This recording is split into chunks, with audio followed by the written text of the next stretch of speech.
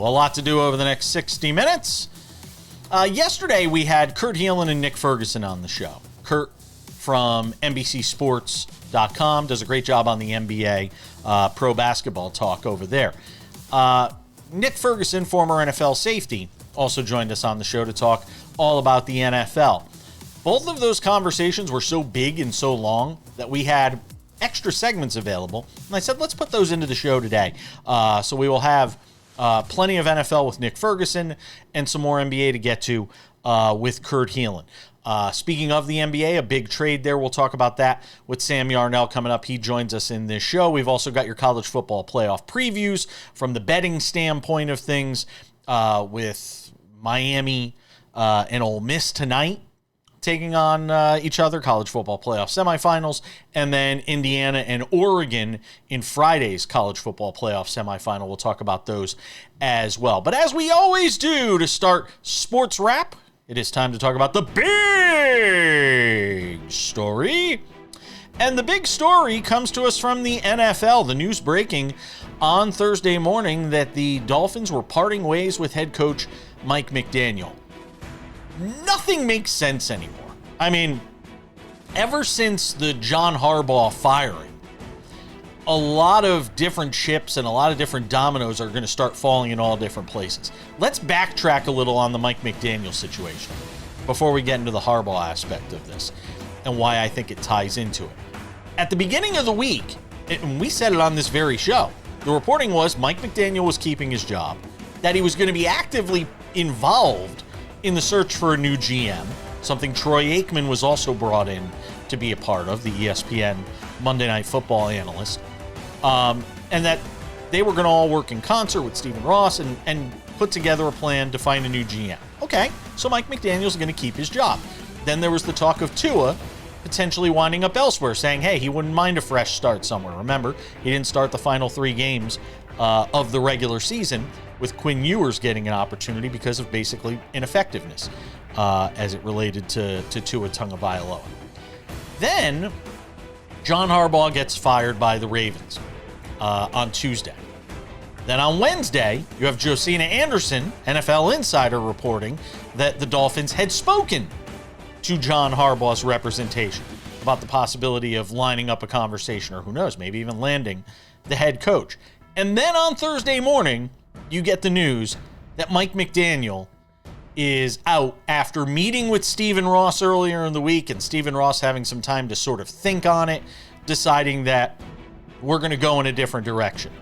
Now, maybe these things have nothing to do with each other. Maybe they have nothing to do with each other at all.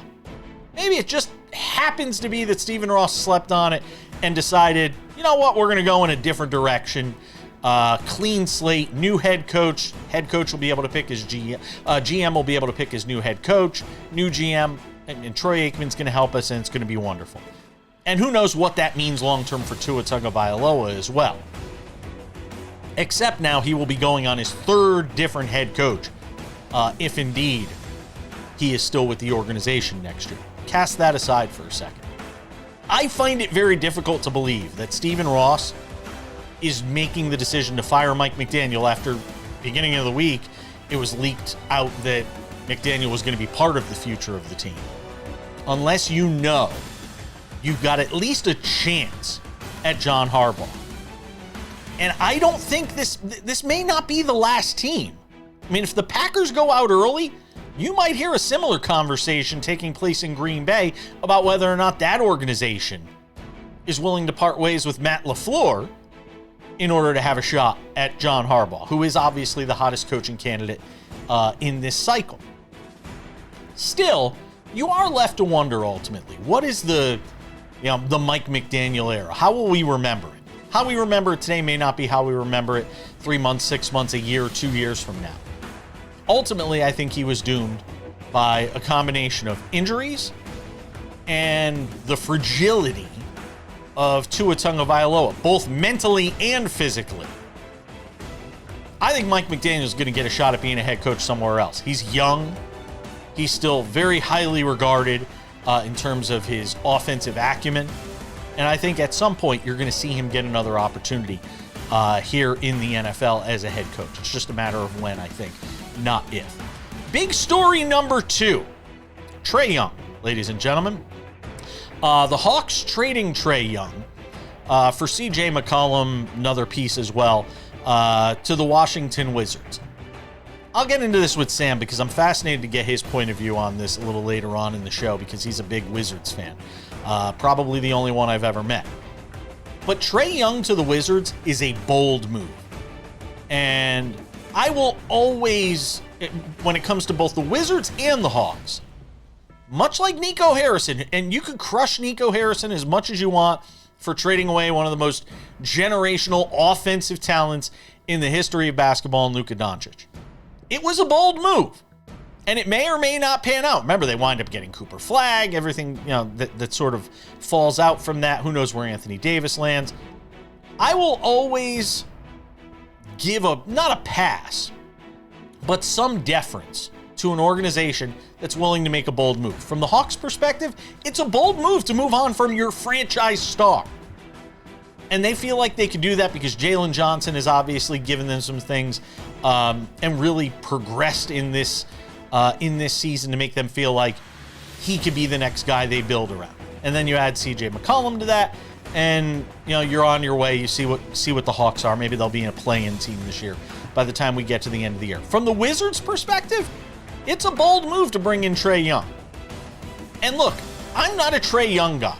I don't think you win championships building around guys like Trae Young. How many times have we seen in this league undersized guards that can score a ton and can't play a lick of defense? Tell me how many of those teams, when you build around those guys, tell me how many of them have won championships. I'll wait.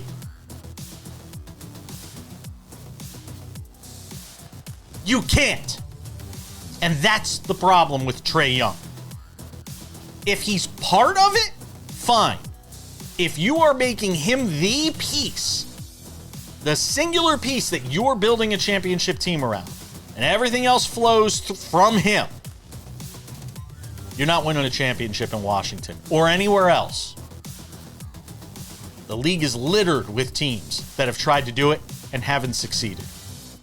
We're back with more on Mike McDaniel firing next. Thank you for being with us on this Thursday edition of the show. Coming up in 10 minutes, a big trade in the NBA. But big news out of the NFL. We talked about it in the big story, and Sam Yarnell is here to weigh in on it as well. Right before we started putting the show together, the news coming down that Mike McDaniel is out as head coach of the Miami Dolphins. 8-9 last year, 7-10 this year, after an 11-win season in 2023. So Sam Yarnell, on the heels of Josina Anderson yesterday reporting that the Dolphins had contact with John Harbaugh, and the fact that at the beginning of the week we were told that Mike McDaniel was going to be part of the process of picking the new GM in Miami, what are we to make of the news that they fire him today? Yeah, well, Stephen Ross very clearly watched the show on Wednesday when we talked about this, or maybe it was Tuesday, when we talked about how this is a bad sign in the NFL these days, right? It doesn't usually tend to work out very well when the head coach hires the GM, and you can only think that Stephen Ross came to his senses and realized that, quite frankly, because it's the truth. It just doesn't work, and it's hard to say they're in a better spot than they were, 2-3 days ago, but they are, quite frankly, because now you're going to have a power structure that is more resemblant of those that are successful in the NFL. And, we were trending towards what felt like 5 more years of irrelevance for the Miami Dolphins. Instead, they actually are at a point now where they can start to rebuild and get rid of Tua and have an entire new staff come in and try to pick up the pieces that are left with this franchise. I'm not saying that I'm hopeful for them, but they're certainly in a better position now than they were when Mike McDaniel was hiring the new GM. Here's the question. Was Mike McDaniel doomed by Tua? Was he doomed by the Tyreek Hill injury? Was he doomed by the fact that they could not win in cold weather anywhere? That if they left anywhere below the Mason-Dixon, they had no chance to win. There's a lot of questions to me that sort of arise out of how we will ultimately, when we step back 6 months from now, and not in the moment where they just went 7-10 and 8-9 the year before, how we will examine the Mike McDaniel era. How much of it was him? How much of it was the quarterback they drafted? How much of it was the injuries that piled on? I'm more interested to see how this plays a few months from now, or 6 months from now, or a couple of years from now. If McDaniel goes somewhere else, becomes an offensive coordinator, let's say, I don't know, maybe the Giants. I would love to see Mike McDaniel as the offensive coordinator for the Giants, but he's going to go be an offensive coordinator somewhere. Like Robert Saleh went back to, to being a defensive coordinator for the 49ers, and now they're talking about him being a head coach again. Will McDaniel get another shot as a head coach somewhere is what I wonder. Yeah, and McDaniel for the Giants, right? Because we know how much success his offenses tend to have in cold weather. No, but to me, when we look back on this, and I'll stick to what I said before the season, and a guy who I thought all the eyes were going to be on throughout the season, and they ended up being so, Chris Grier. It's got to be the Chris Grier era. And as unfortunate as it is, Mike McDaniel was tied to Chris Grier. It was never going to work out as long as you had the remnants, and as long as you have the remnants of this Chris Grier era. The damage that he did to that franchise is going to be felt in Miami for maybe an entire decade to come. When you talk about the extension of Tua Tagovailoa, like legitimately one of the worst quarterback contracts we've seen in a very long time. The disaster that was the Tyreek Hill situation, right? The ineptability in terms of building a roster around those weapons, right? You had Devon Achane, a guy you drafted. You continue to draft incredible talent, but you can't ever get over the hump. To me, this is a letdown from the top down, and it all starts with Chris Grier, who lost his job, rightfully so, halfway through the season, right? He was a guy who we had our eyes on before the season because we knew that he could potentially make his way to the hot seat very quickly, and he was the first one gone. Now it's just a matter of getting rid of every other sign of that guy that's left in the building. I wonder also how much Troy Aikman plays in this. Because Troy Aikman was brought in, to, sort of consult on the GM situation. And I wonder how much Troy Aikman had an ear, or had the ear of Stephen Ross, and how much he might have even weighed in on this, Sam. Because let's face it. I mean, with some people, it's the last person in their ear, the last one that gets to them. Take this to the Harbaugh point, though. If you are John Harbaugh, because I had planned to do a segment in the show today that we've bagged now because we had to make room for this.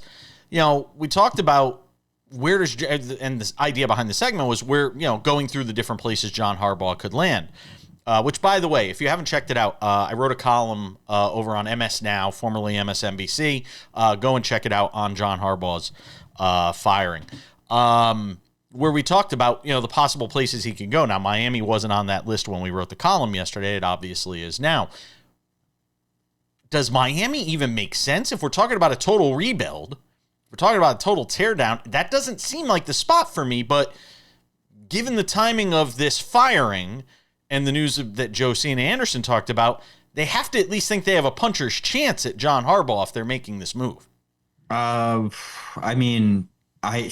I just can't. I can't make that into reality. The fact of the matter is, it's comfortably of the 8 jobs now on the market, it's comfortably the 6th. It's definitely in the bottom half. Yeah, it's definitely in the bottom half. No, not even the bottom half. It's in the bottom third at best. It's not even close. You've got a quarterback on the outs. You're low on draft capital. Your offense is old, and you're going to have skill position players who are going to start wanting to go win somewhere pretty freaking soon, and you don't have a team that's going to be able to win. It's one of, if not the worst jobs available in the NFL. If I'm John Harbaugh, I don't even pick up the phone when Stephen Ross calls. Well, apparently somebody did, because that had to be part of the calculus here. It had to be part of it. I don't know how much, but it had to be part of the calculus. Sam, at the beginning of the week, they were telling us he was staying. So what changed in 3 John days? Harbaugh that's making that difference, right? If you told me but it was what Brian changed in 3? Daboll, then tell me what. Mike McCarthy, I could buy kind of that. Then tell me what changed in 3 days. He's the cream of the crop on the head coaching market right now. I agree. He's not even going to listen to Miami. Then what changed in 3 days? Then somebody's got to tell me a what Mike changed in 3 McCarthy days. or a Brian Daboll or a Raheem Morris potentially. Now he's having dinner with the Giants. Maybe they want to lock him down. There are about a zillion other coaches before John Harbaugh. John Harbaugh is going to end up with what we are considering one of the premier jobs available right now. Well, not one of the worst. He's gonna wind up with whatever job he wants to take for whatever reason he wants to take. We might not think it's the premier job when we find out the job he actually winds up taking. I don't know. Lots to play out, my friend. We're coming back. Trae Young being dealt next.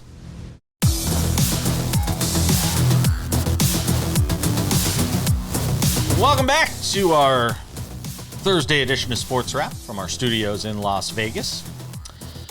Coming up in 10 minutes. Yesterday, we had a conversation. We had 2 conversations. We had one with Nick Ferguson, former NFL safety, and our friend Kurt Helin of Pro Basketball Talk at NBCSports.com. There was so much content out of those conversations that we're going to bring you some bonus coverage from those conversations. Coming up in 10 minutes, Kurt Helin, Pro Basketball Talk at NBCSports.com. You won't want to miss that. Sam Yarnell, one of the things we talked about with Kurt Helin on the show yesterday, and I won't embarrass him by playing the clip when I said, how soon are we going to see a move in this Trae Young thing with, him and the organization coming together, deciding there's going to be a trade. He was like, probably not till close to the trade deadline. Well, last night I get the following text from Kurt. He won't get mad I say this. He goes, well, I was wrong on the Young trade timing. He gets dealt the night that we literally have the conversation about when he might get traded. So he's going to the Wizards. CJ McCollum, Kispert, going to Atlanta. So as our resident Washington Wizards fan, never thought I'd work with somebody in my life where I said that. Give me your thoughts on Trae Young headed to Washington to play for the Wizards or not play for the Wizards. There are tons of people online in the bring a calculator to a basketball game. I'm getting ready to go watch basketball meme community, right? In the analytics community that are talking about, this is the first step in the Wizards becoming the OKC of the East. And this is Will Dawkins showing where he came from and yada, yada, yada. Listen, it's a little too early for that for my liking. But you have to look at this objectively, right? From what Will Dawkins has done since he came in, right? And just with this situation alone, right? He took Bradley Beal. He inherited Bradley Beal on that wicked contract. Traded him for CP3 in 6 second rounds and 4 pick swaps. Mm-hmm. Traded CP3 for Jordan Poole and a 2030 first round pick. Dumped Jordan Poole's salary for CJ McCollum and then traded CJ McCollum for Trae Young, who expires in 2 years. I'm not saying that the Wizards are this, world-beating front office, but objectively, that's very good asset management. It is very good asset management from the Washington Wizards. And it is them starting to turn the corner, right, on what I think a lot of people around DC are calling the new era of Wizards basketball. You had CJ McCollum come in and practically revamp his career. He looked almost as bad as Trae Young looked this year, last year in New Orleans. People forget that. And he looked good enough this year for someone to trade for him. It's why a player like Trae Young wants to come to Washington. It is this ushering in of what feels like a new era under Will Dawkins.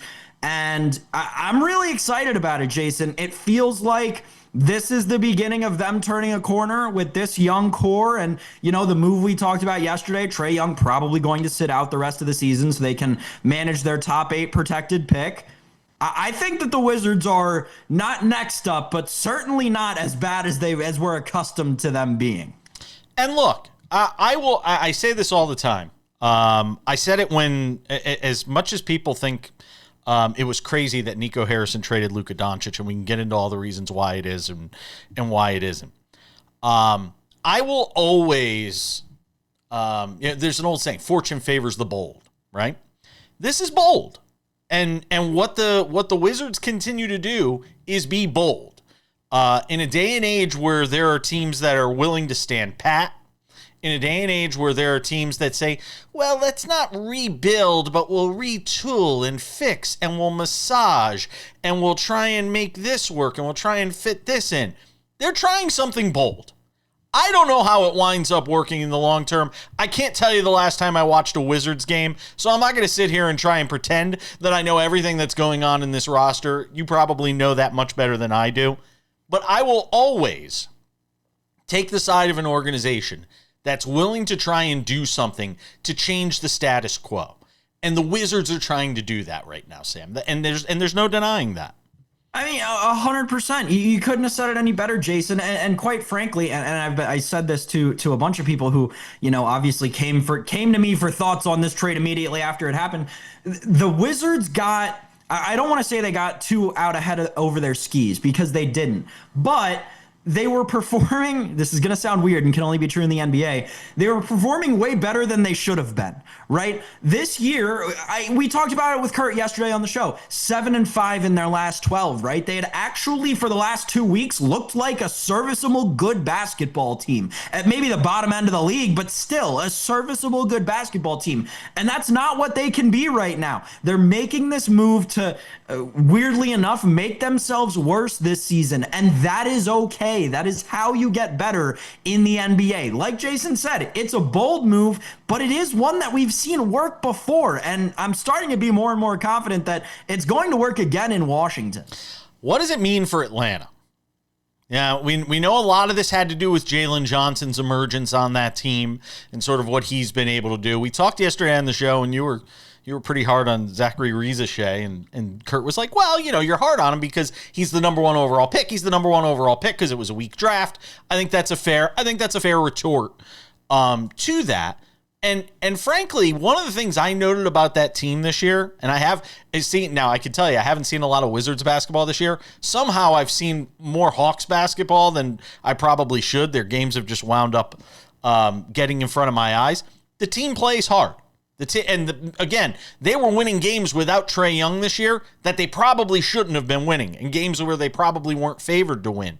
That I watched them win a lot this year, or win more than they should.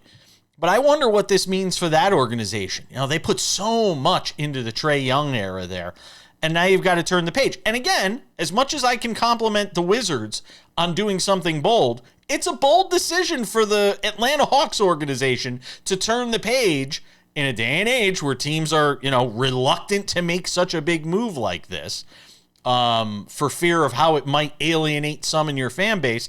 It's a bold move for the Hawks too, Sam. It is, but it gives them a ton more flexibility because now they don't have to worry about that Trae Young contract. CJ McCollum becomes also basically immediately movable.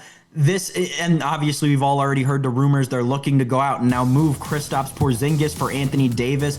It all becomes very, very interesting, Jason. But, I do think this is one of those very rare trades that we could look back on in a year, 18 months, and be like, yeah, it actually worked out for both of these sides. I absolutely agree with that. 100% spot on.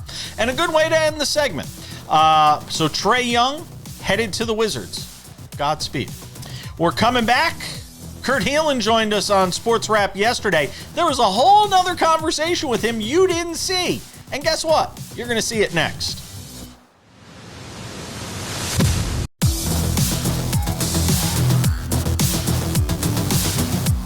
Let's talk some more NBA. With Trae Young now having been dealt from Atlanta to Washington to play for the Wizards. We talked a whole bunch of NBA with Kurt Helin of Pro Basketball Talk at NBCSports.com on yesterday's show.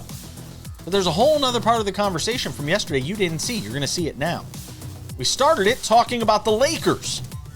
Are they for real at 23-12? It helps to have LeBron James and Luka Doncic in the clutch, but they've been lucky in the clutch, and I think that starts to balance out. They've also been they beat the Pelicans last night. They're beating the bad teams and losing to the teams that they need to beat. Are they going to lose by 30 tonight to San Antonio? Especially with San Antonio having lost a few in a row. Both teams on a back-to-back. I don't know. Wemby with 30 points in 20 minutes last night, like off the bench. Yeah. It's ridiculous. A thought on the Knicks with James Dolan coming out and saying, no, we don't need to make a move. And then they go out and lose by 30 to the Pistons. And I'm sitting there going, you don't need to make a move? Really? The Celtics just passed you in the standing? You don't need to make a move? Is he playing coy here? Or, if the right, he sort of said, well, as far as I know, we didn't make a play for Giannis in the offseason. Is he playing coy here? Or are they really going to just go with this and hope it's enough? I think they believe they're the most battle-tested team for the playoffs, right? Like, we've discussed it. As good as Detroit's been, they're not battle-tested. They believe in themselves. They better be worried about who Sam brought up earlier. Boston gets Tatum back, has a month to kind of fit everything together. That's a dangerous, dangerous team. I don't think they make a play for Giannis until the summer. If they do, well, Giannis doesn't get moved anyway till this summer. If they flame out in the playoffs, all bets are off. Honestly, I think that then it would get interesting if they reach but they believe that what Dolan said is what they believe internally, which is, man, we're a finals team. We're slumping right now, badly, but they believe that they can do it. So we'll see. If Philadelphia is healthy, yes. I know they lost the game to Denver, and Denver had nobody on the roster. But I have to say, I'm enjoying and I'm not a Sixers fan by any stretch. I'm enjoying watching them when they have everybody on the court. If they don't need even a better Embiid. If they get this Embiid, who has looked much better lately, if he's moving better, he looks much better. If they get this guy and enough Paul George and everything they've gotten out of Maxey and Edgecombe and everybody else, they absolutely could win a 7-game series against any. I don't think there's a team they couldn't beat. Everything kind of has to fall in line perfectly for them. There is no margin for error, but when they play like they did against the Knicks the other day, that's what's fun about the East. Literally right now, I would, if you made me pick one, I'd pick the Knicks, but I'd pick the field over the Knicks. I'd take the field over anybody right now. Speaking of the field, though, Kurt, and maybe this is just something I'm naive to, what happened to the Cleveland Cavaliers? Why have they fallen off so hard? I can't figure it out. What is going on in Cleveland? Yeah, it's bad. Their shooting has gone off. Their defense hasn't been quite as good. They show flashes. There's moments where you're like, that's starting to, they'll do it for 3 or 4 games. You're like, here they go. No. It's very disappointing. And I was told today they're not trying to move. They're not active on the trade market. They really think they've got everything they need internally and they just need to figure it out. But Darius Garland's finally starting to look healthy. And I thought that was going to be the trigger. And it really hasn't been. So I don't know. It just, the way everything regressed from last year is kind of crazy. Yeah, I agree. I don't really understand totally why. I would love to say, oh, they're not running as many pick and rolls. I don't know. I don't know what it is other than they're not shooting as well. Phoenix has wound up being a lot better than I think any of us thought they were going to be. And I keep pointing to the fact that Kevin Durant's not there. And that's kind of odd that this team Jason is Page's Phoenix Suns. 21 and 15. I do. I absolutely do love them. Kevin Durant kicked them out. Do you know how pissed he is? Yeah. It's true. Are they going to be buyers at the deadline now that they're looking and saying, hey, the Thunder are slumping a little bit. Denver's without Jokic for an extended period of time here. I mean, does Phoenix get active here at the deadline to say maybe we can actually make a run this year? I don't want to predict Matt Ishbia, but that's kind of a fool's errand, but I don't think so. The buzz is that relatively they like where they're at and they like what they're building, but I don't think that they necessarily see who outside of getting Giannis, which is not happening. What's the move that I don't know that there's one move that makes them suddenly much more dangerous. They're not going to go star hunting. They're trying to build a culture, so. I don't know. I don't think they're going to do much at the deadline. I think they're going to take this season as a win and try to build off of it. We hearing any buyers for Zion Williamson yet? No. Not at the price they're going to ask. I still think that's another offseason move. I can't imagine. I watched him. I still watch him. You forget how good even his ball handling skills are. My God. It's the salary and the injury history, but it's why I think it gets done over the summer. So if that's the guy, if I were the right franchise, if I were Phoenix or I'd love to see him in Phoenix. I would absolutely take that risk in the right setting because he is so good when he's good. But right now, I would love to see him in Phoenix. God, I would love to see him in Phoenix. how about I wanted to start some Trae Young for Jalen Brunson rumors for you, just to see what your face would be. I will get rid of all my Knicks gear. I will get rid of all of it. I've already moved the Giants to level 3 here, if you've noticed. So they've already been demoted for the Jean-Michel Basquiat basketball that I've got up there. But by the way, as a Basquiat fan, that is kind of awesome. We're talking NFL, Wild Card Weekend, and more with Nick Ferguson next.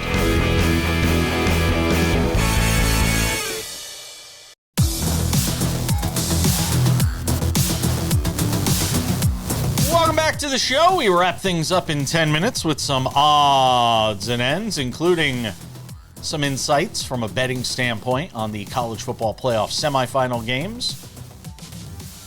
Miami, Ole Miss, Thursday night. Friday night, Indiana and Oregon. And very similar lines, which have me wondering, which we'll get to. Also, Scottie Scheffler making some news as the PGA Tour season gets ready to kick into gear as well.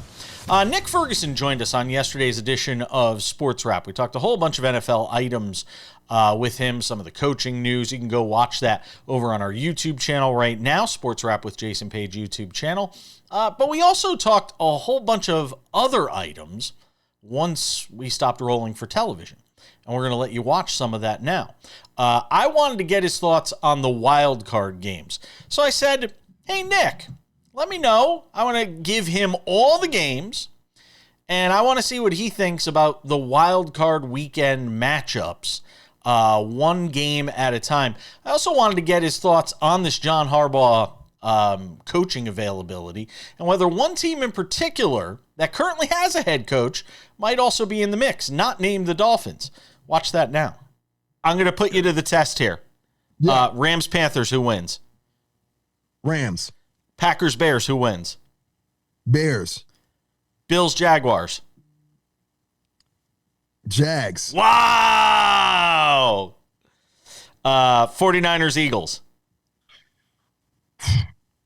Eagles. Chargers-Patriots. Pats. Wow. I see. I think there's an upset brewing there. I think the Chargers are going to win that game. You know what I'm going to tell you here really quickly? Here in Denver, they're hoping that they don't want to see the Jags again, but they're hoping that the Jags eliminate the Bills. That's what they want. They don't want to see the Bills. They don't want to see the Jags, but they felt as though they let the Jags just get out the door, that they had them trapped and corralled, but they would like to see the Jags again over the Bills. So Texans Steelers. I think that's the hardest game to pick all weekend. Because DK is coming back. Wow. I'm thinking my snap response is the Steelers because the Steelers run the ball better than the Texans do. But I know Aaron Rodgers has issues with pressure. Now, what they did against Cleveland, they were trying to slow down Myles Garrett, but they're not going to slow down Will Anderson and Danielle Hunter. So I'll go with Houston. I'll make it easier for you. Mike Tomlin hasn't lost a Monday night game in like 6 years. At home, yeah. Well, it's always the first time for everything. Fill in the blank. Vance Joseph will be coaching blank next year. Somewhere else other than here in Denver. No, come on. That's a cop-out. What team? Wait. You set up the question, and I answered it. So maybe you should answer the question a little differently. That's all I'm saying. Which NFL team is Vance Joseph going to be coaching next year? See, there you go. I would say,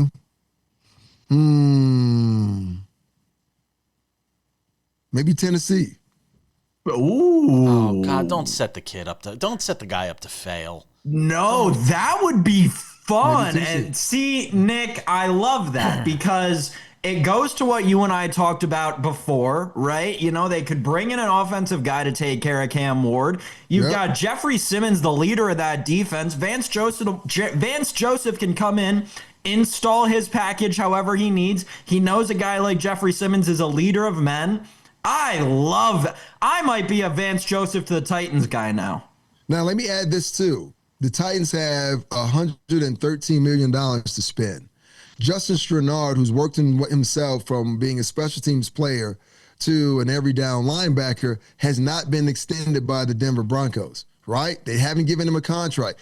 John Franklin Myers hasn't received an extension here for the Denver Broncos. Just like when Vance left Arizona, came here, who did he bring with him? Zach Allen. Zach Allen just got paid by the Denver Broncos. So you need defensive players. Vance Joseph is a great defensive coach. His players love him. He goes to Tennessee. He has more power. He has more money. And oh, by the way, he brings a couple of players right along with him. If you are Woody Johnson, do you fire Aaron Glenn if you can get John Harbaugh? No, because if you were to do that, John Harbaugh is still in a tough situation. You're in New York City. You don't have a lot of talent. You don't know who your quarterback is. Like a lot of these jobs, just think about it. Why would you take a job knowing as though you're going to get fired a couple years later, right? And you don't have a quarterback. The money's great, but you're going to be under a lot of scrutiny. And you need to find a quarterback, and you need to find a backup quarterback as well. That Jets job may look lucrative or just kind of look, oh, that's a great job, because guess what? You traded Quentin Williams and Sauce Gardner, and you got first-round picks. You still don't have a quarterback. I'm not asking it from the Harbaugh perspective. I'm asking it from the Woody Johnson perspective. No.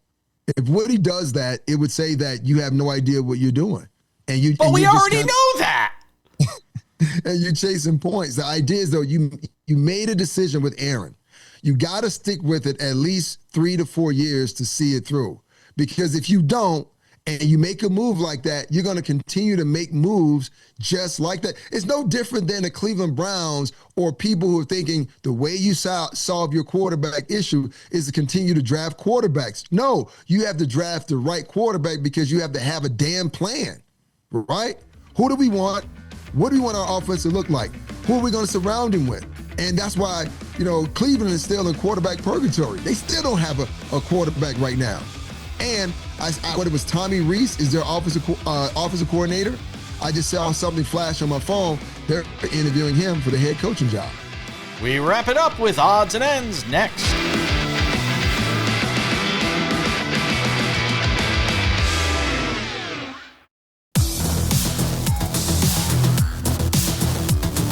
Just about time to put the wraps on this baby for a Thursday. Tomorrow on the show, it's a Friday. We haven't had Robert Littal on in weeks because of the holidays. Robert Littal makes his triumphant return to the show, Black Sports Online founder. Looking forward to getting his thoughts on a myriad of sports items. If you haven't done so yet, make sure to subscribe to the Sports Wrap with Jason Page podcast, available on all your favorite podcasting platforms: Spotify, Apple Podcasts, YouTube Podcasts, iHeartRadio, TuneIn, Odyssey, Amazon. Anywhere you get a podcast, you can listen to this show Monday through Friday, 45 minutes in crystal clear audio, or as crystal clear as our microphones allow us to be. The Sports Wrap with Jason Page YouTube channel. This is all the rage. Go and check it out. The kids love it. The Sports Wrap with Jason Page YouTube channel has everything Sports Wrap, the TV version of the show, available Monday through Friday. Pro tip, it's often available on YouTube before it's available anywhere else. My digital folks love that. So go and check it out. The Sports Wrap with Jason Page YouTube channel, the Monday through Friday version of the show, is there. Also available there are Sports Wrap shorts. Mike McDaniel gets let go by the Miami Dolphins. Boom! We're right there with a Sports Wrap short right there on the YouTube channel. Sports Wrap shorts available on the YouTube channel. Also available on our TikTok. Wow. On our TikTok, Sports Wrap Jason Page. On our Instagram, Sports Wrap Jason Page. And ladies and gentlemen, without any further delay, before I turn a bright shade of red, it's time for some odds and ends. Odds and ends, Sam Yarnell. We've got a couple of college football playoff games to talk about. Somehow I didn't do this yesterday on the show, and I should have. Miami and Ole Miss meeting in the playoffs, the semifinals. It is Ole Miss plus 3.5. Well, I'll give you my thoughts in a second. Plus 138 if you want Ole Miss on the money line. Minus 164 for Miami. 52.5 the total. With Miami's defense, that seems like kind of a high number, Sam Yarnell. Give me your predictions, your thoughts, your prognostications. I've been thinking about it more and more, and nothing about this game makes sense to me, Jason. You started with it with the total, right? But if you're going to set the total that high, like you said, that doesn't play to the narrative of Miami's defense dominating and them winning the game. So why are they favored by 3? I just don't get it. It seems like the sportsbook is contradicting themselves here. So I lean Ole Miss and I lean under, but that just feels too easy. So I don't know. I'm not gonna say that I'm super confident either way. Again, it's the college football playoff. We've seen so many times that anything can happen, but it feels like Ole Miss and it feels like under in this one, Jason. I'm with you. I like Ole Miss on the money line. Give me Ole Miss on the money line at plus 138. And not for nothing, I could actually see the game going under because I don't trust Miami offensively. Right. I don't trust Carson Beck. What have they shown you that should lead you to trust them? I saw one of these questions on one of these talk shows where they were like, who do you trust more, Trinidad Chambliss or Carson Beck? Trinidad Chambliss is who I trust more in that matchup. Sorry, I just do. And as you're watching this, Carson Beck has just thrown his 6th touchdown, and he's eclipsed 400 yards for the first time in a national semifinal history. Or you're watching it after the game, because we do replay in a lot of markets. If you're watching us on Masson right now, you're like, wow, that Jason Page, what a dope he is. Oregon and Indiana in the other semifinal, Sam Yarnell. Oregon, plus 3.5. Again, none of this makes sense to me. Indiana minus 3.5.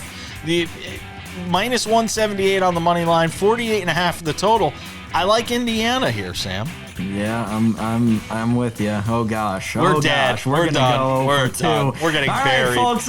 I hope you enjoy your Miami Oregon National Championship. Yeah. That one ought to be fun in a couple of weeks. Where's Scott Wetzel? I lean Indiana. I really do in this game, and in terms of the total, I think it goes over. I mean, as contrarian as this feels, right? It feels like Indiana, and it feels like the over in this second game. Listen, both of these offenses are high-powered. They're high-octane. We know we're probably looking at 1 and 2 in terms of quarterbacks taken in April's draft when we watch this matchup. But at the end of the day, I'm going to ride with the Indiana. I think when you look at Eli Surratt, you look at the talent that this team has put around Mendoza, obviously Cignetti being able to coach, and just the grown man strength that this Indiana team has. I'm going to ride with the bigger fellas. I'm going to ride with Indiana, and I guess I'll sprinkle on the over if you're making me. There you go. I'll just give me Indiana minus 3.5. It just feels like a missed number to me, which means I'm going to miss horribly on both of these games because I feel like they're both missed numbers.